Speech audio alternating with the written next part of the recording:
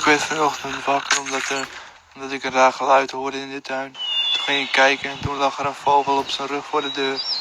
In de deur zat een ster, alsof de vogel met een steen tegenaan had gegooid. Ik werd boos op de vogel.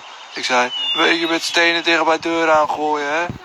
Ik ging naar het vogelhuisje toe, wat ik vorige week gebouwd had voor de vogel, en gooide hem met een steen tegenaan.